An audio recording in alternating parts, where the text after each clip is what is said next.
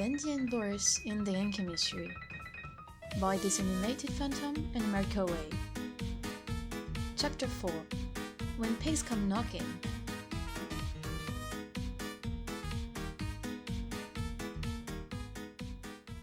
It wasn't until they were practically on their complex doorstep that the brothers noticed the cop car and the pair waiting for them. One was the pig cop that Bendy had escaped from earlier. The other was a tall, curvy detective. She was a beautiful crow, with glossy feathers that disappeared into the darkness of the failing day. "Are you Bendy?" she asked. Bendy's head snapped up at the sound of his name. "Why, yes I am, but I'm at a loss on your name, miss," he answered smoothly to the beautiful woman. "I'm Detective John Featherworth, and this is Officer Snotfur." She introduced herself and the pig. "Well, beautiful, you already know my name, and this is my brother Boris. What brings a fine lady such as yourself out here?" Bendy asked, giving her an appreciative look. Boris quietly moaned at his brother's antics. "Officer Snotfur?" She suddenly looked to the pig. The swineman huffed and tugged his belt up on his round belly. "That's definitely him, ma'am. This little man jumped around me after fleeing the scene." The crow turned back to Bendy. "Is this true, sir?" Bendy threw his hands behind his head and sighed. "Yeah, it's true." He then turned to the officer. "And don't call me little." The pig snorted in surprise at Bendy's sudden change of tone when addressing him compared to the detective. "Please, sir, we just want to ask you some questions." The crow intercepted before the officer could get in a huff. "Sure, do you want to come inside and get more comfort?" Bendy turned the charm right back on when he turned back to her. "That would be nice, thank you," Detective Featherworth said. "Detective, do you really believe that's a good idea?" the officer asked. "Of course. We're simply getting a witness statement of a tragic accident," she said lightly.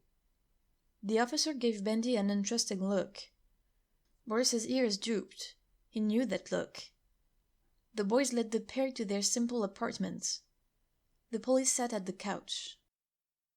"Would you like anything to drink?" Bendy offered from the kitchen.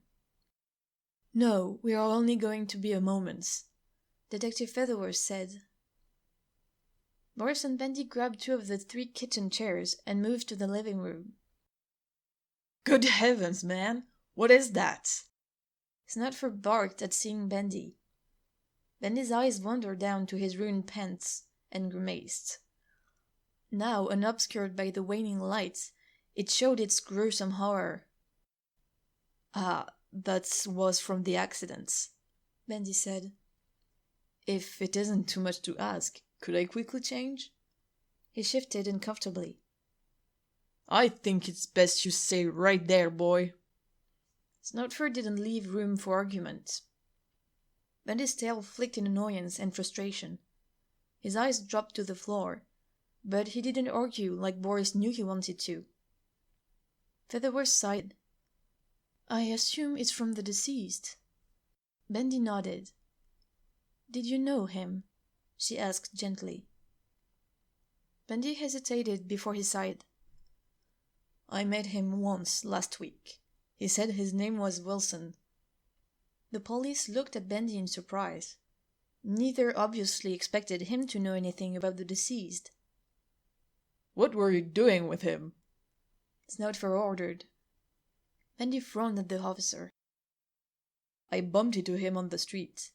The guy didn't have a place to stay, so we let him spend the night here. He left in the morning," Bendy said. "That's it?" Snotfur narrowed his tiny eyes. "That's it," Bendy sighed. "Did Wilson ever say anything to you?" Featherworth asked before Snotfur could ask another question.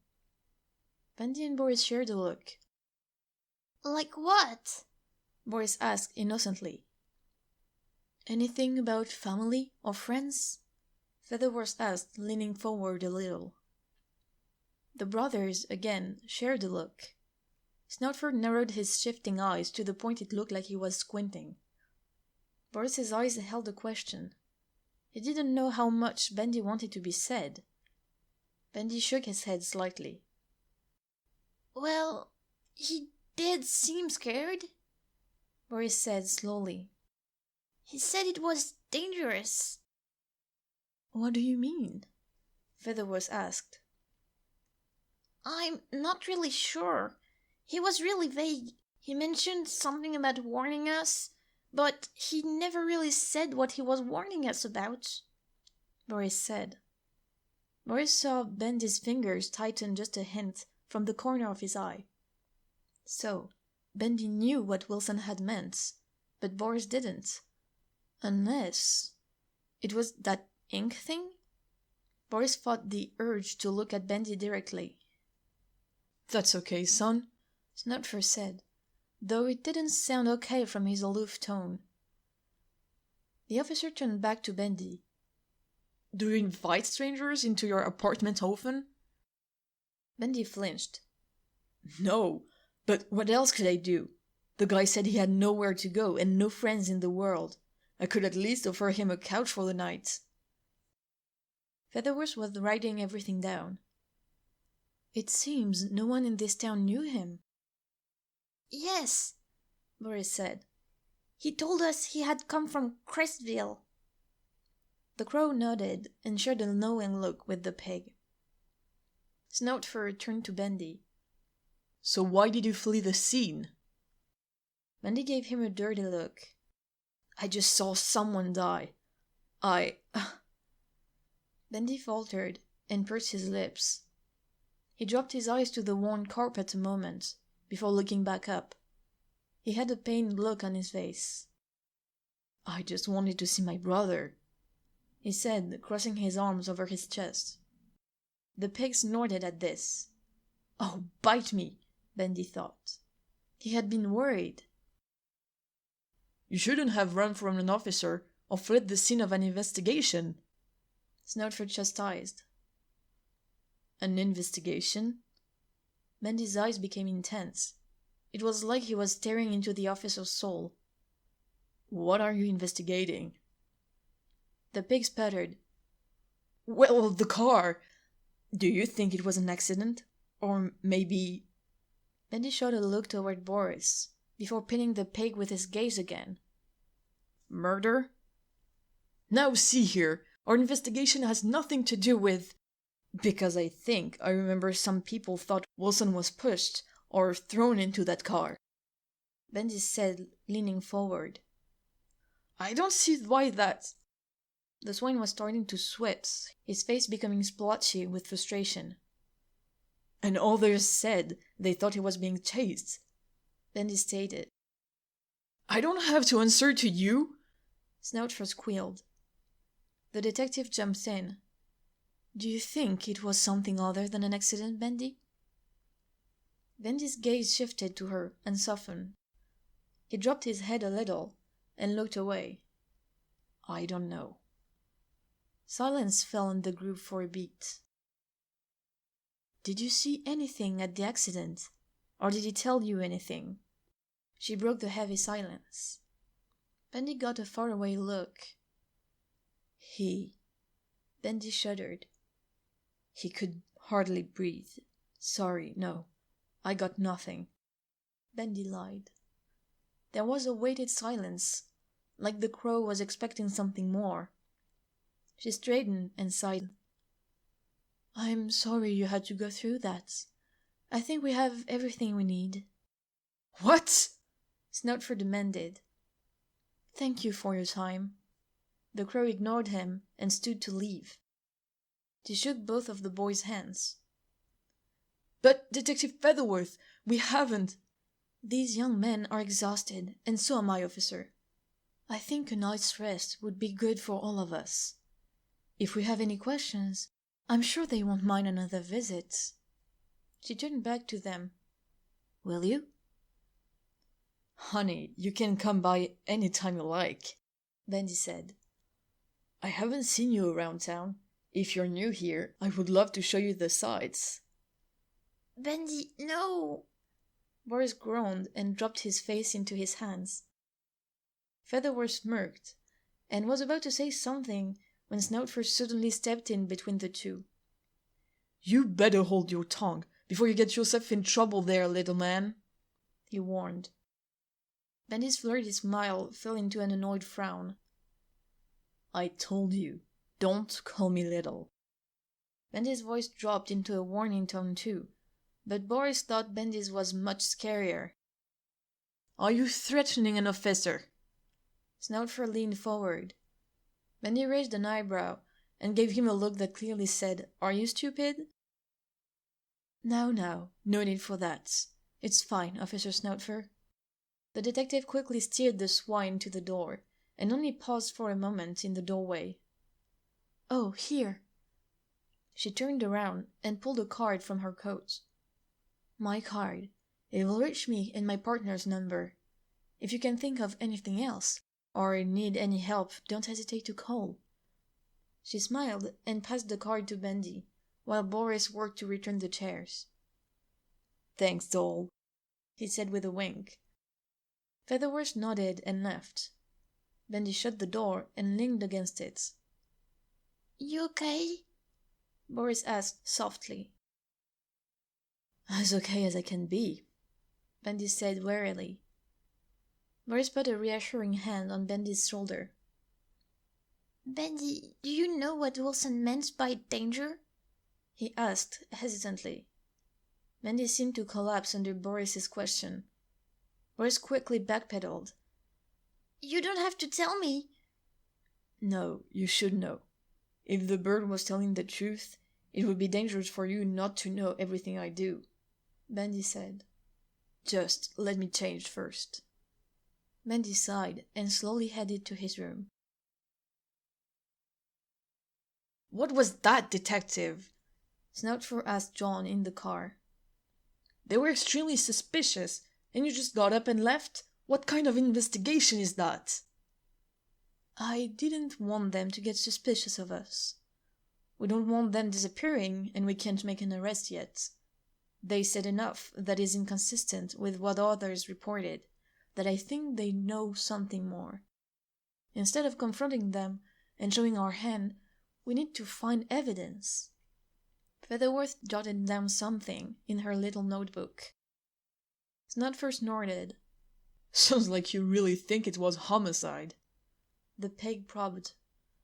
John didn't respond. Snoutfur sighed and then asked, "You think they did it?" "I can't say that yet," she stated. "I wouldn't be surprised. That little demon has caused problems before. He has a quick temper and always seems to be up to something. I don't think he has ever done something for anyone without getting something out of it," Snoutfur stated. John hummed in thoughts. "If that's so, what would he have gotten out of our victim?" "Money? Or maybe the bird found out something they were doing," Snoutfur suggested. "We don't know that. All we know is that he lied to us about Wilson's last words. The driver heard them too. It sounds like some kind of cryptic message was passed between them and that there are others involved." John stated the facts thoughtfully. "According to the driver, the owl said, 'Get the ink machine and they're watching.' The accident was no accident. It was completely rigged. And for whatever reason, Bendy understood what was happening." "We're lucky you and your partner came into town. Chief was ready to sweep this whole matter under the rug until y'all spoke up. If it is that demon and wolf, they won't get away with it." "I don't think Boris is involved." "No?" Snoutfur asked. "He'll do whatever the other one tells him to do. He's completely loyal, like a dog on a leash."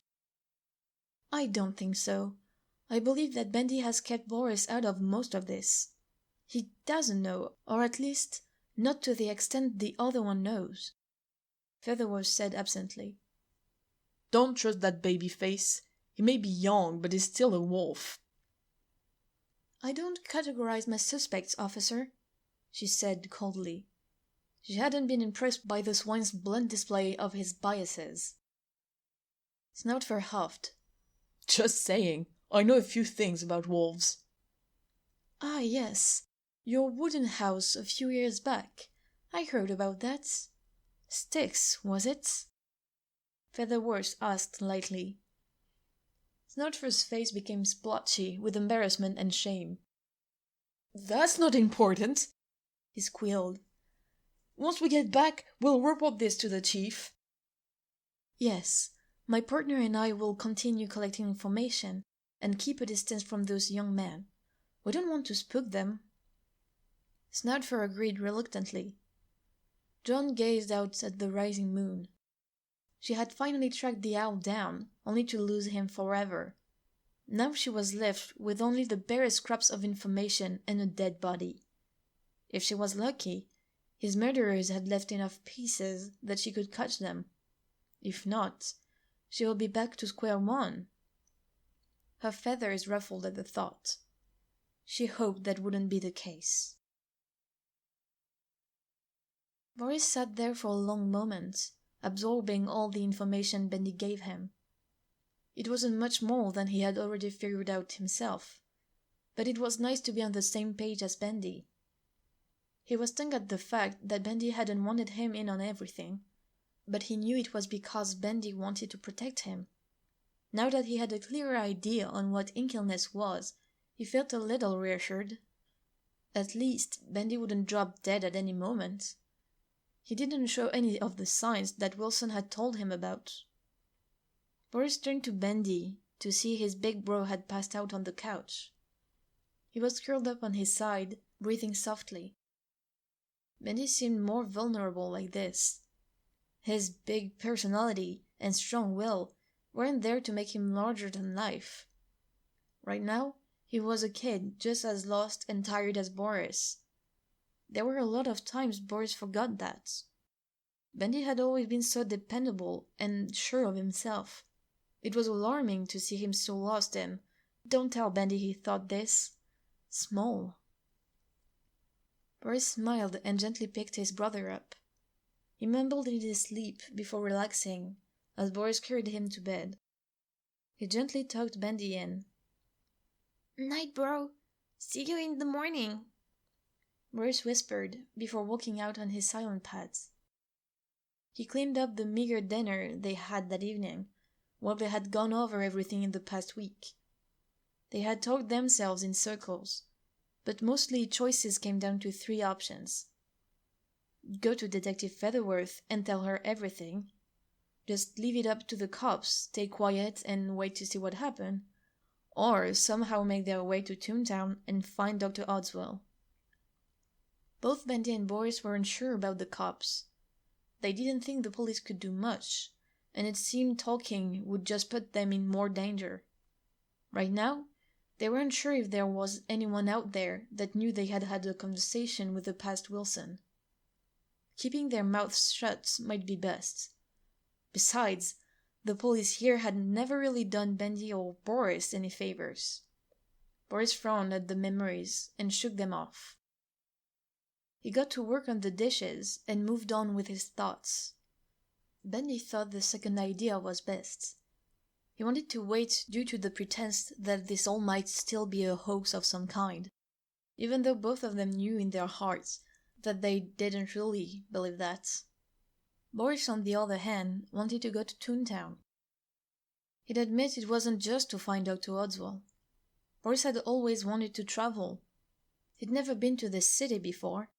He knew this wasn't some kind of vacation, but at least this way, they would be doing something. He didn't want to sit on his tail and wait. What if Bendy really was sick, and this was their only chance to get to help? Boris shook his head like he could shake away the thoughts. No what ifs. Bendy was right about that, at least. He would only drive himself nuts. Boris dried the dishes and started putting them away. There was the one thing Bendy was still sure of, that it was healthy, that Wilson was wrong about him. Boris wanted to believe it too, but he remained cautious. He remembered what Wilson said. He had to be strong so he wouldn't be surprised if something did happen to Bendy. He had to be ready for the worst, whatever that could be. Was that another what if? Boris groaned. Okay, this was harder than it looked. Boris shrugged and headed to bed. He really hoped tomorrow would be better. The man counted again. This was getting tricky. He would have to act fast if he wanted things to go his way. There were too many people around asking questions.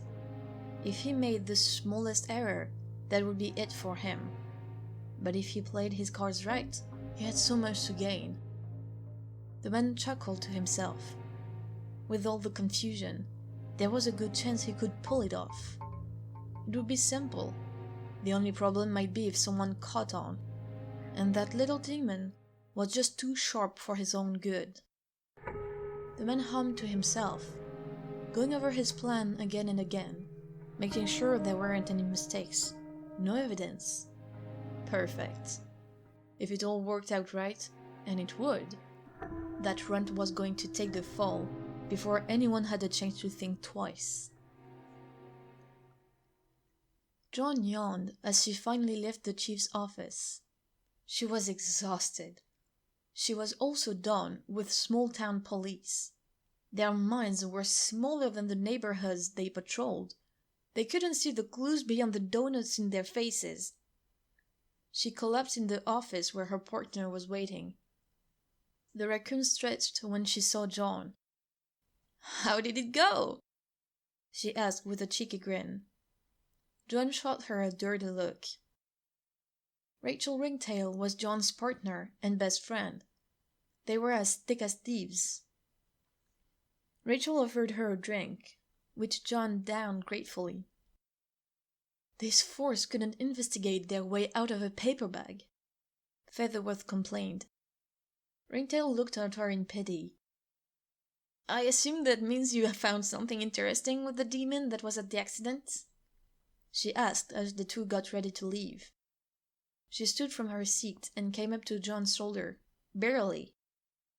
Her long ringed tail swished as she turned to grab her stuff.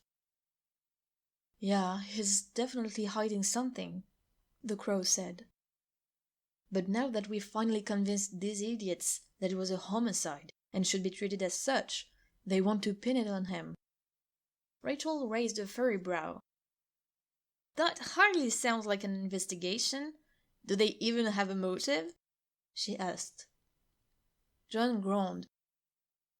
Wilson is still a John Doe to them. Putting it on the demon is just the most convenient answer. Seems he doesn't have a lot of people that will fight for his innocence, if accused, and he has a rep of being a troublemaker. It's all politics and no facts. Grabbing air would be easier for these dunderheads, John growled. "Oh boy, that's almost a curse," Rachel pointed out brightly. The crow gave her a dirty look.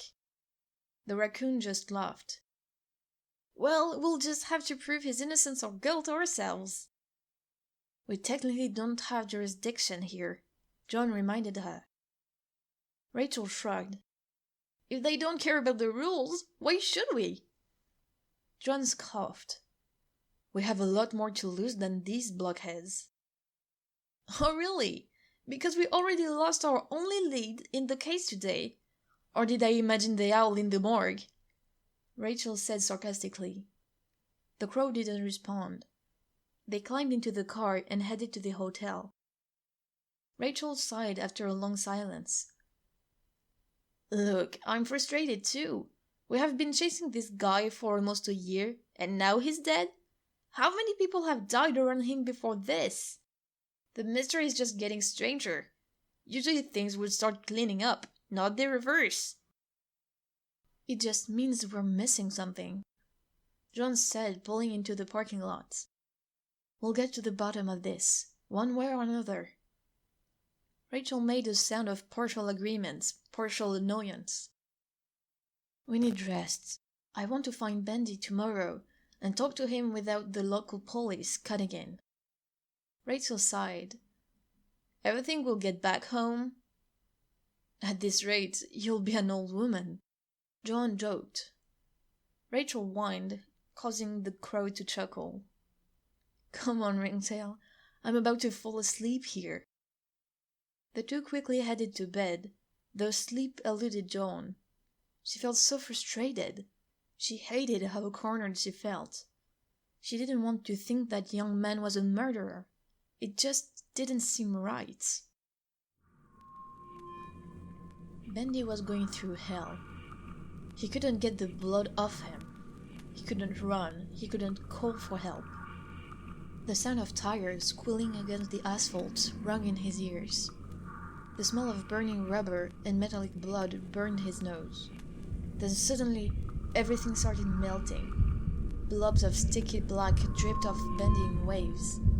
He tried to scream and choked as the darkness rose up his throat and spilled over his lips. A twisted figure appeared from the endless horror. Bendy knew that whoever it was shouldn't be able to walk with the way their body sat crudely atop their messed up legs. The upper half was askew from the shuffling lower half, legs unable to move as they once did. Feathers fell with every shift the figure made. Blood trailed behind him. Then Bendy focused on the huge, fearful eyes of Wilson. Bendy awoke with a gasp. He struggled with his tangled blankets until he was finally able to escape their grasp. He headed to the bathroom in the hall and splashed water on his face. He looked at his reflection. The image that stared back looked absolutely beat. His fur and hair were ragged. He had heavy shadows underneath his eyes, and his eyes seemed dull. He looked like he aged 10 years in one day. Bendy chuckled. You look like you've seen a ghost. The wary fear in the reflection's eyes didn't help much. Bendy gave up on the idea of returning to bed. Every time he blinked, his nightmare was still glued on the inside of his eyelids. If he went to sleep, he was sure it would just pick up where it had left off. Instead, he quietly wandered into the living room. It was amazing how different everything felt. The room was the exact same. Small TV, old couch, worn rug, picture on the windowsill. But the weight of the individual that had been here completely changed it. Wilson and his mad warnings. The ghost words echoed from the walls, and they seemed more real every passing hour. The police's questions and Snoutfur's veiled threats made the room feel heavy and tense, like the very room was waiting with its breath held for the other shoe to drop. Bendy continued into the kitchen and decided to start on breakfast. Bacon and omelets seemed like a good idea. He spent his time cooking and allowed himself to relax from the horrors of the other day. He simply figured he couldn't do anything about it, so why worry? Just as he was finishing up, a yawning wolf appeared. What are you doing up so early? Boris yawned again and stretched his long arms over his head. Bendy shrugged and set the table. I'm excited for my first day of work. He lied easily and brought the food over. First day of work? Boris asked, licking his muzzle at the smell of bacon. Bendy blinked in surprise. That's right. In all the crazy, Bendy had forgotten to tell him. Yeah, Sasha hired me yesterday. I'm supposed to start this evening, Bendy said, cutting into his food. Boris looked away from his plate to Bendy in surprise. His ears perked. Sasha did? What did she hire you for? Boris suddenly smirked and gave him a half-lidded look. A busboy? Bendy stuck out his tongue and chuckled. No, not that, you knucklehead. I'm going to be her security for the evenings. Boris genuinely looked surprised. His ears twitched in worry. Are you sure that's a good idea, brother? Bendy shrugged again. I was able to handle that gorilla pretty easily that other night. He pointed out around a mouth full of bacon. Well, yeah, but you... Boris seemed a little uncomfortable. You had to use your true talent for that. Boris kept his eyes glued to his plate, and his ears drooped. Bendy gazed at him sadly. "Does my talent scare you?" Boris jumped and looked up. "No!"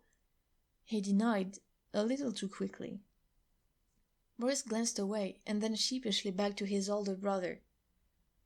"Okay, maybe a little," he admitted. Bendy turned his gaze down to his half-finished plate. "But that's not the real reason I'm worried." Bendy looked back up to Boris. "I don't want people saying mean things about you. You heard that cop yesterday. If you use your talents out in the open." Boris faltered. He didn't really know what words to use. "It could get bad." He feared Bendy's abilities. The dog could be scary, and Bendy's eyes changed when he used it. Boris had only seen it a handful of times, simply because it scared him and Bendy didn't want him afraid.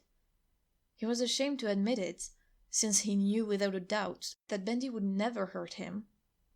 It was just primal instinct, and Boris could get over that. He still loved his brother after all.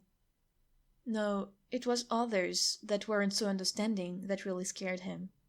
What if they tried to hurt Bendy, or arrest him, or run him out of town just because of his talents? Boris didn't want that. People did crazy things when they were scared. Bendy coughed for a moment. "You okay?" Boris asked. "Are you getting a cold?" "Fine, just a frog in my throat. Anyway," Bendy huffed. "Come on, bro. You know that I can handle myself. They can't do anything about me having a weird talent. Besides, I bet I'll barely need it, and if I do, Sasha will be my boss. She's understanding. She won't kick me out on my tail over something like that." Boris thought for a second. Well, it was Sasha. She had been good to them for years. Boris finally smiled and agreed. "You're right. I'm just a worrywart." Bendy grinned. "You got that right, Boris." Boris stuck his tongue out. "What? You're the one that said it?" Bendy teased. "I gotta get ready for work." Boris huffed and stood. "Aw, did I make my little wolfie mad?" Bendy said in baby talk, a teasing glint in his eye. "Shut up, Bendy." Boris dropped his dishes into the sink. "You're smiling." Bendy sung from his chair. A lazy smile spread across his face. "Whatever." Boris chuckled and made a quick retreat. Bendy sat in the kitchen for a moment and sighed. The morning might have started out rough, but breakfast with Boris was all he needed to turn it around. His little bro was the best. When Boris passed him while he was doing dishes, Bendy stopped him. "Hey, why don't we have lunch together today? I'll stop by the garage to get you." "Sure, sounds good. Later, bro," Boris said as he left. "Later." Bendy was sure he was going to have a good day today.